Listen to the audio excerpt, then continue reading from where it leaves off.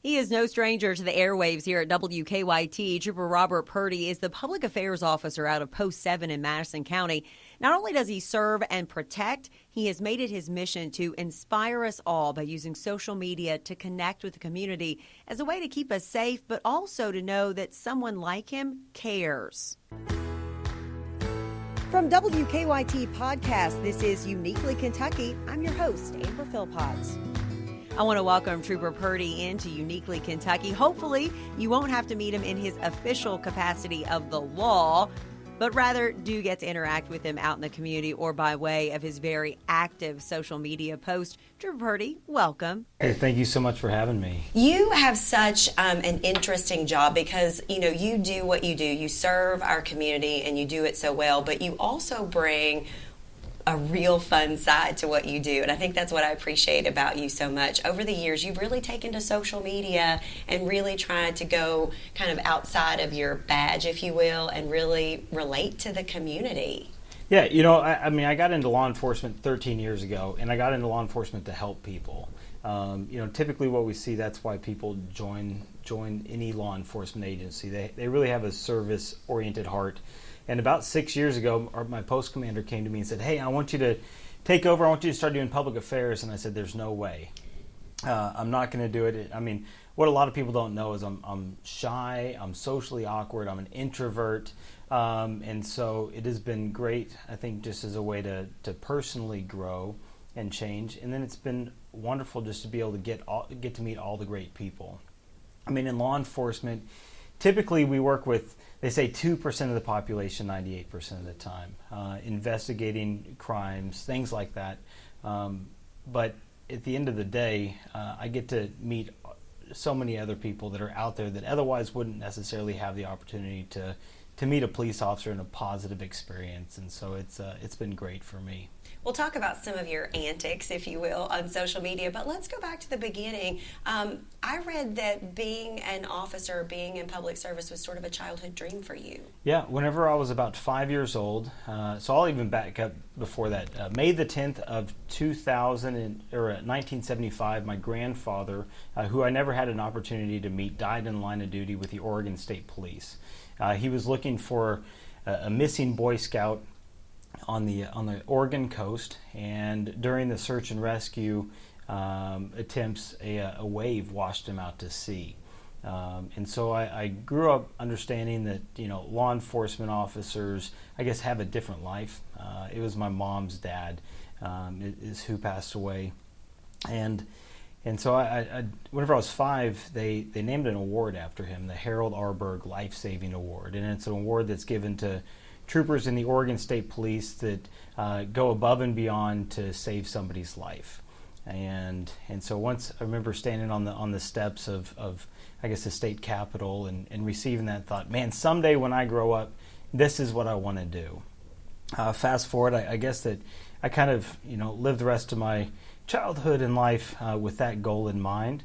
Whenever I was going to school, I'm not originally from Kentucky, which a lot of people think I am, but I went to Murray State University, and while I was going to school there, getting ready to graduate, Oregon State Police, they weren't hiring, and Kentucky was. I did an internship with the state police, and I loved it. I wanted to work for a full-service agency, not just highway patrol or chasing traffic or tail lights. So I got hired, and they sent me to Richmond after the academy. So yeah, it's been a childhood dream, and dreams do come true. And I don't know, Monday is probably the best day of the week because I get to put back on my uniform and go to work. For a guy that's not from here, you wouldn't know that because you have like this zest for life in Kentucky and for the people here, it seems. So you have claimed it well as your own for not being from here originally. Yeah, people have welcomed me with open arms. It's not really anything that I've done. The community has embraced, I guess, me and my family. I've got 2 little girls now, married, and we live in Richmond, and the city of Richmond has been incredible. There's been some things that I've been able to see about what makes Richmond great, and maybe we can talk about a little bit of that later. What's it like for you? Because you said the best day is Monday when you put on that uniform. And I think, unfortunately, in my world and in TV, we only see when officers show up to a crime scene or something bad has happened, but really you are there in so many other capacities. So what's it like when you put on that uniform? And I know it means so much to each and every one of you when you do. Yeah, I think that personally, every day that I have the opportunity to positively impact a person, positively impact a life, at the end of the day, if I can look back and say, I did that, that's a great day. And you know, I don't know how many lives I've had the opportunity to impact. I talk to people constantly, maybe somebody that I arrested 5, 10, 12 years ago that comes up and tells me about their sobriety and getting clean and getting their children back and being able to have a job, and now they're a business owner, and the list could go on and on. And so I gather and I guess I have a lot of hope for people out of stories like that. And so, you know, a lot of times people see law enforcement officers and think, hey, they are just out to get us. But we have a job to do. We have laws to enforce. And at the end of the day, man, I wish we didn't have to do those kind of things. But getting to see people that I guess, for lack of better terms, you know, get their stuff together, turn their life around, it really is incredibly motivating. Something that is really important to you is education. I mean, you spend a great deal of your time educating the community, whether it be adults, it be children. You know, I sat in with you when you're talking to kids about the drug epidemic and really just trying to hammer home that message. Why is that important that you're out doing that as well?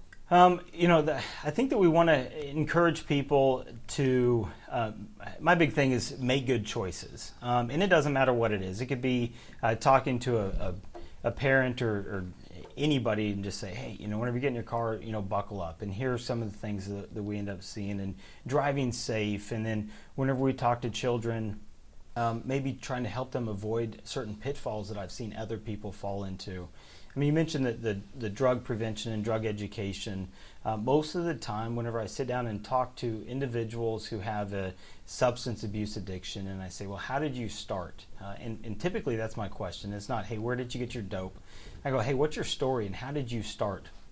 And oftentimes they tell me that their addiction started in elementary school. It started with alcohol, with stealing beers out of their dad's fridge.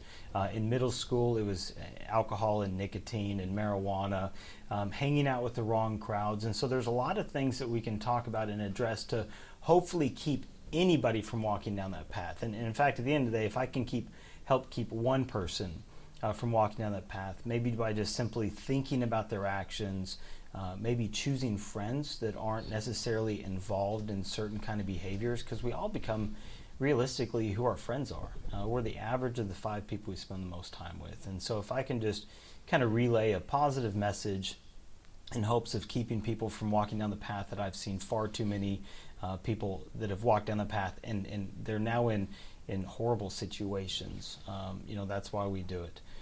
And I spend a lot of time in schools because, I mean, realistically, children are our future.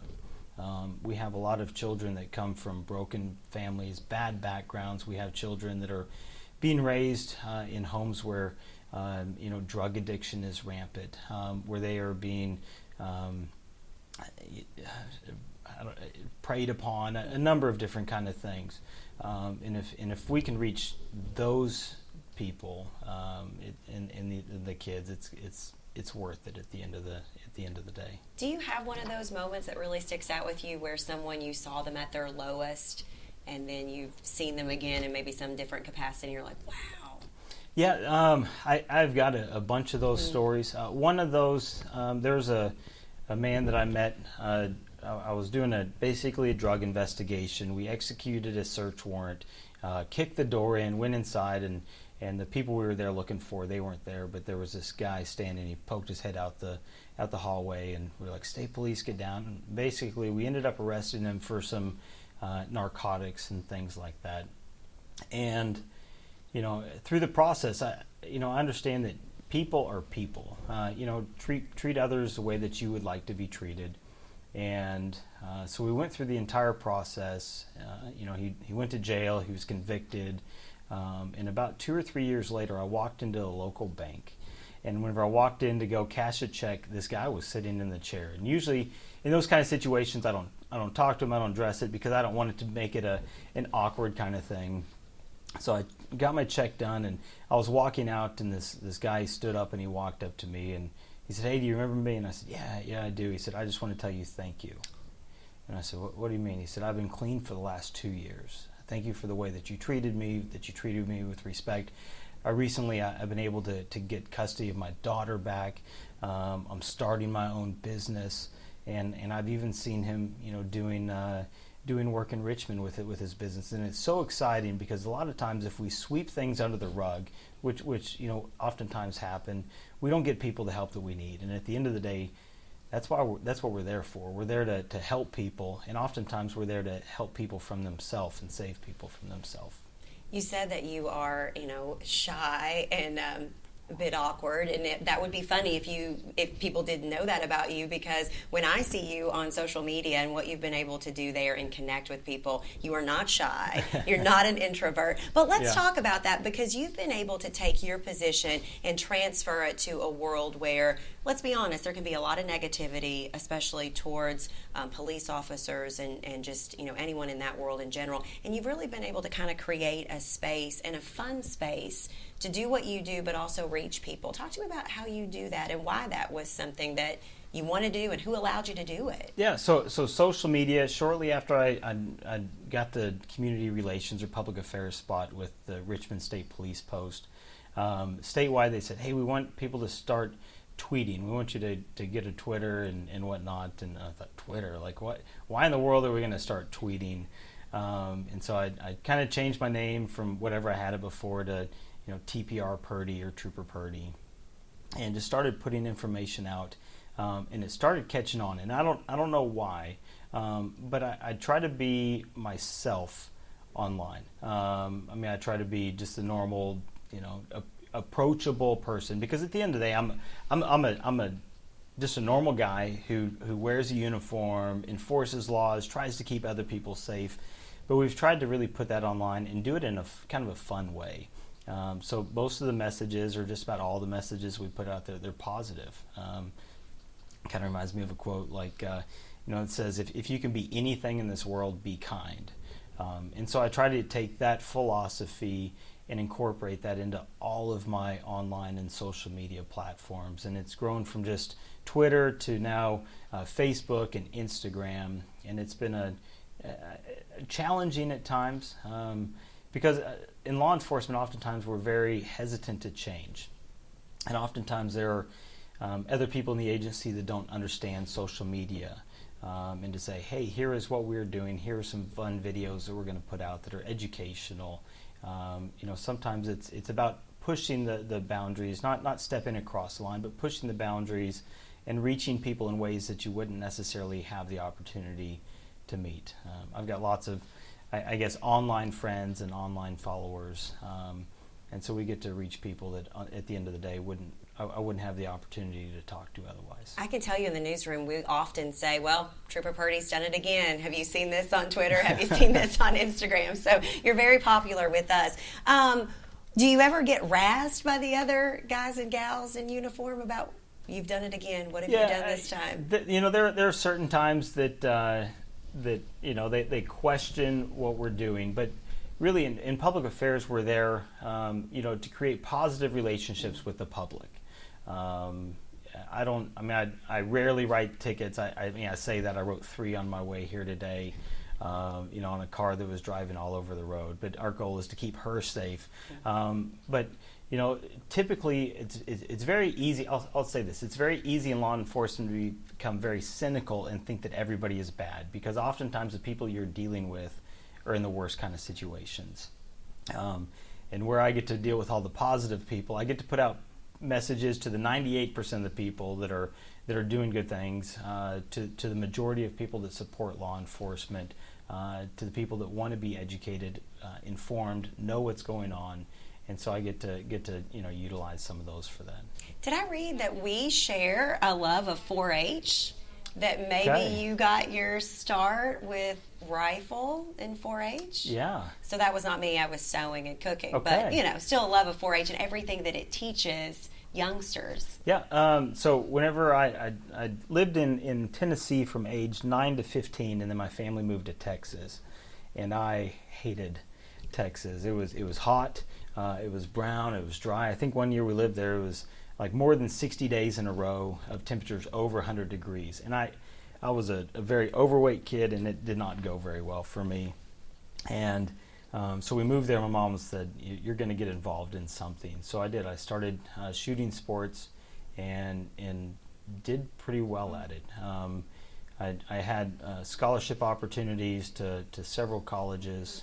Chose Murray State University, but going through high school, I think that maybe some of the reason why I put a lot of importance on relationships with students is I had his name was Roy Bolden, and that was my rifle coach, and basically the range was there on his farm, and about 5 days a week I would go over. I'd wake him up at 2 o'clock in the afternoon. He worked third shift, and he'd get up and he'd make a cup of coffee and stir his sugar in, but he invested so much time into me and allowed me to go on and do so many other things that I think that hopefully I can pay some of that forward and just make an impact on, be intentional with other children and other students. Certainly, I think you're making that happen. Is there anything in your world that, I think a lot of times in our world, the stories that we see, sometimes things just stick with you, and they're stories and they're people that you can't get out of your mind when we do what we do. Is there a case or something that sticks with you that you go, gosh, I wish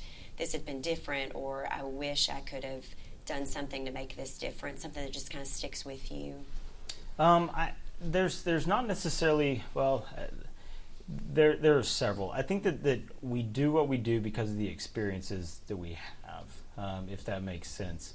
I spent a lot of time on traffic safety, especially with students, because about 5 days before Christmas, 8 years ago, I was working. I was traveling south on the interstate in the left lane, and saw a collision that had happened on the northbound shoulder, and went to go slow down, and basically whenever I got stopped, there were human remains spread on the interstate, and a 20-year-old young lady laying in the interstate deceased. And as I got out, people were yelling, "Where'd that girl go? Where'd that girl go?"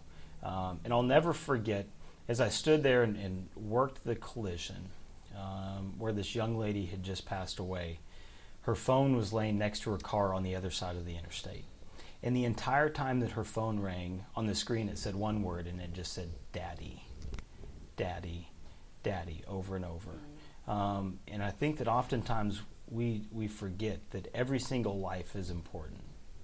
Every single person is someone's son, daughter, mother, father, family member, or best friend, and this world wouldn't be the same without them.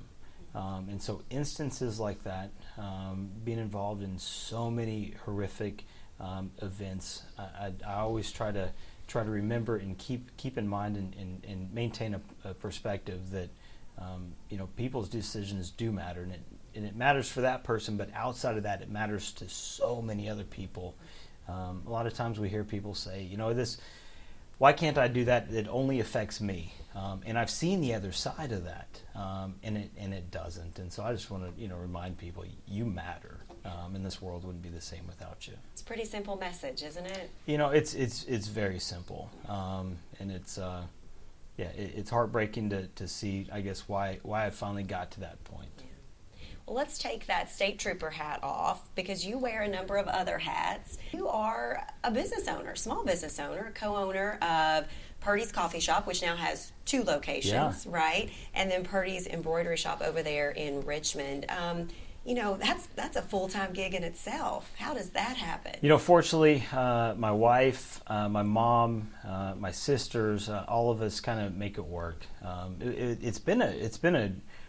I would say that owning a small business, owning a coffee shop where the community comes together, has been incredibly good for me. Whenever we opened it, I wasn't a public affairs officer. All I got to see was the negative things that happen in town.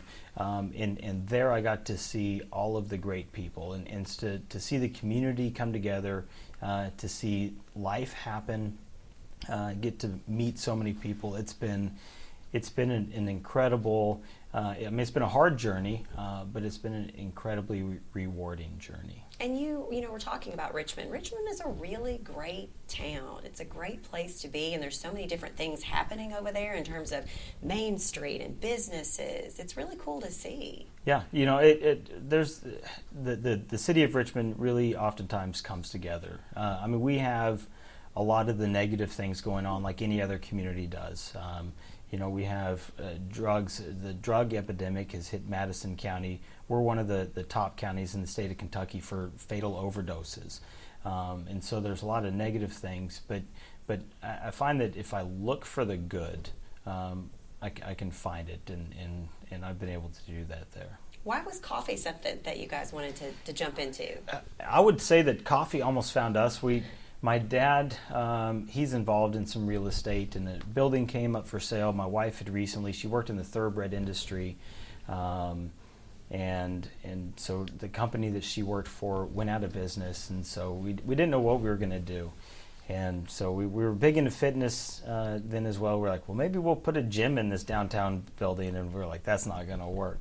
My family had done embroidery for quite a while, and so we thought, well, maybe we'll do that. And then as we talked to people said, hey, there's not really a local coffee shop here. Why don't you try that? And so we did. Before we opened, I really had no concept of coffee. I knew I'd like to drink it. I didn't know why. Like go get a mocha places. I didn't know all the intricate details of coffee, but coffee is really a cool thing.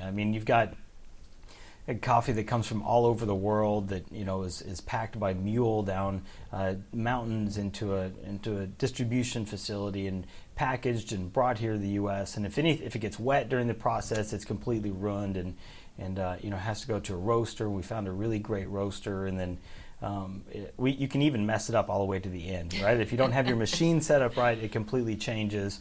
But so many great conversations start and take place over coffee, and so we kind of just lucked into it. We've learned a lot, and it's been so exciting to see the community rally together around us. And you mentioned we just opened the second shop, so I'm glad we finally have that open. It was a several month or 6 month building process, and it's been exciting. Here's what I want to know. I know nothing about coffee, but can you make those nice little pictures on the top of your coffee with that little frothy stuff? Yeah. So I do latte art. I feel like you're an expert if you can do that. Yeah, I do latte art. Some tulips or Rosetta or a number of different kind of things. In fact, I think that Friday night there's a young lady that's going on a mission trip.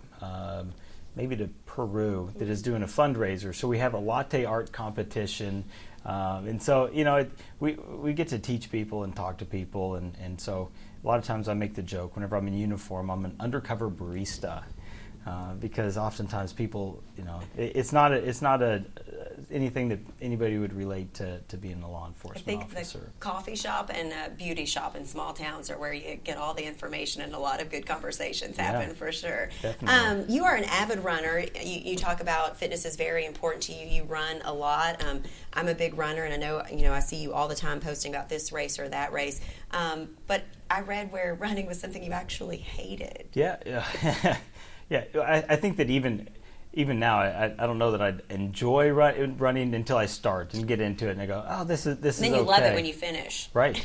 No, like I grew up. I was so in high school I was really overweight. I wasn't in shape, and basically started running in college to prepare for the academy. Going through the Kentucky State Police Academy, it's extremely demanding, physically, mentally, everything. And so I got down there and I thought, man, I really hate running now, because you'd wake up every morning and you had to run. It's not something you got to do.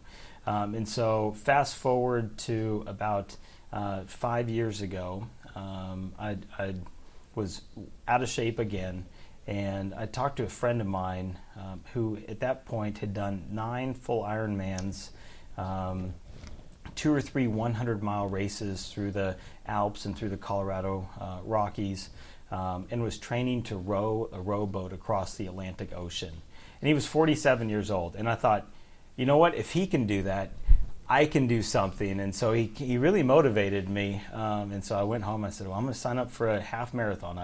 I figured I wouldn't start, anything short. And so I started doing some halves in April that year. And since then it's been exciting. I've done one full, in fact, I was running a full marathon, and my wife was having contractions at home with our second daughter, and she said, "You need to run faster." And I said, "I can't. I can't run any faster than what I'm currently doing." And right now I'm training for a half Ironman, and just getting out and I don't know. I think that there's something about putting one foot in front of another that's almost therapeutic. Mm-hmm.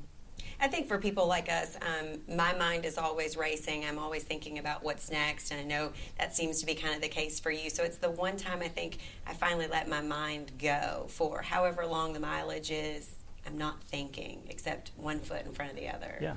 Yeah, I put it in that, honestly, like whenever I run, it's about the only time that I can just sit down and listen to a podcast. And so I do. People are like, "What kind of music do you listen to when you run?" I go, I don't. I listen to something hopefully motivating and encouraging to make me better in all aspects of my life. That's cool. You guys have something coming up, Officer Daniel Ellis 5K. It's April 27th, and that is one of those things. I've seen this happen twice from what we do, of something so tragic, something so beautiful coming out of it. I've seen it happen with another case and another 5K, and then this 5K, and that really brought people together and has raised a ton of money in Madison County. Yeah, so Daniel Ellis, he was fatally shot in 2015. He died on November the 6th. And so I mentioned earlier, like seeing the town of Richmond come together. As a result of that, law enforcement was embraced like nothing I'd ever seen in our community. I'll never forget his funeral, driving through my town of Richmond. And seeing everybody in it, I guess, driving past, our local business, and everybody hanging out the window with flags and balloons. And so getting to see the community come together then, and getting to see them come together every year since at the race has really been incredible. I know that personally 2015 was a really tough year for me. I was actually the commander of our honor guard. In 2015, we lost 3 troopers that year, and then Daniel Ellis, and so I was involved in the funeral with every single one of those, and it was really taxing, professionally, personally, spiritually, and just to see everybody come out and just show their appreciation, because a lot of times you don't see it. There are people that appreciate law enforcement, but you don't get to hear from them, you don't get to talk to them. And just to see that was incredibly sad, but also incredibly motivating. Well, it's a beautiful thing, and I'm glad that folks are continuing it. And I know that they were trying to hit a huge number of runners, walkers this year, so no doubt that they will either hit that or probably go over. Something else about you we have to talk. Beekeeping. Where in the world does that idea come from? I don't know. I'm actually, whenever I started, I was incredibly afraid of bees. So I think that a lot of times my life, if I could say anything, is whenever something is put in front of me that I don't want to do, and then I finally find a way through it, it's been incredibly rewarding. So public speaking, I forget public speaking, and now I do it all the time. Talking in front of a camera. I'll never forget my first news interview. I said, "There's no way I'm talking in front of the camera," and then they said, "No, you are. You have to." It's kind of your job. And so that's gone well. But beekeeping, my neighbor, he got bees, and I found myself driving by his house really slow, watching the bees, and I'd go over there and sit and watch the bees come in and out. And so the more that I got into it, bees are an incredible little creature.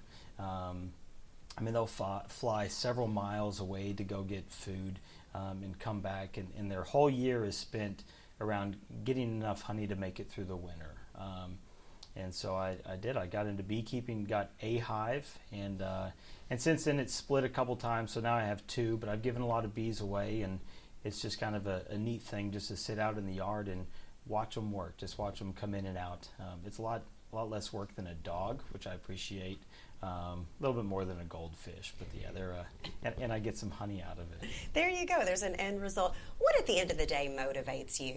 I want to be able to help people. I think that it's really simple. I don't have any huge goals. Every day I have the opportunity to impact somebody's life in a different way. And I may never know what impact I had on somebody until 5, 10, 15, 20 years from now, or I may never know. But I want people to know that they're loved, they're appreciated, and that somebody does care about them. Last two questions I always ask folks because I love books so much and I think books help people in different ways. Are there books that are important to you, something you have either read or are reading that you really kind of go to and say, wow, this was great? Yeah, I don't have the time to sit down and read a lot, but a couple of them that I've read that really stood out. I think the first book that I ever read and finished was Life is Not a Game of Perfect. Which was really encouraging and motivating. I think everybody is going to make mistakes. If you can learn from those mistakes and then help other people, that's a big thing. And then John Eldridge, I really like the book Wild at Heart. Just talks about what being a man really is. I think that society has a way of skewing and changing what real manhood is, and it's about putting other people first. It's about helping people, making an impact, being faithful. I mean, there's a lot of things that come into it, and so that's a book that I've read several times and really appreciate. You didn't have to make Kentucky home, but you chose to. We're sure glad you did. What makes this place so unique? I just probably just the people. I know that I've talked a lot about people, but people are very friendly, willing to help. A couple of months ago, it's probably been 6 or 7 months now, I was on my way back from Lee County. I'd been doing an event at a school, and I pulled up on a wreck. This car was off the side of the road, and I get out and I made some comment. I said, well, did you take that curve a little too hot? And he said, no, I didn't think so. I said, well, you probably did, since you crossed the oncoming lane of traffic and have ended up on this wall. And I said, what you want me to call you a wrecker? He said, I don't have any money for a wrecker. He said, I'm actually on my way home. My wife, we were pregnant. We went to the hospital yesterday.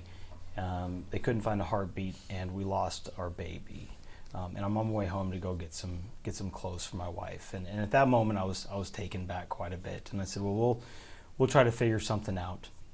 And he said, maybe if we can find somebody that has a tractor or something close. And I said, yeah, I'll go drive up the road. And I thought, man, there's no way I'm going to find this. And so I drove about a half mile up the road, and I saw this tractor sitting off behind somebody's house. And I got out of my car. I was in uniform. I walked up to the door, and I knocked, and this lady answered. And I said, there's a car that is ran off in the ditch and just needs to pull out. We were looking for a tractor. And before I could get it all out, she said, hey, I've got you can use mine. And so she didn't know his story. And so I went back, and we got him, and were able to get him out. And I thought, man, that's incredible. Like, there are people in this world, there are good people that are willing to help people. And so it's instances like that where it's just kindness with no questions asked, I think really does make Kentucky special. There were only more of that, right? Yeah, absolutely. If people want to find you and they want to follow you on social media, how do people find you? So on let's see, Facebook, I'm just under Robert Purdy. I tried to keep it simple. And then on Twitter, it's at TPRPURDY, or you can just type in Trooper Purdy and I'll pop up. And then on Instagram, TPRPURDY. Trooper Robert Purdy of Kentucky State Police, we appreciate you. We appreciate the message that you bring to the world just about people and kindness. Thank you. Hey, thank you so much.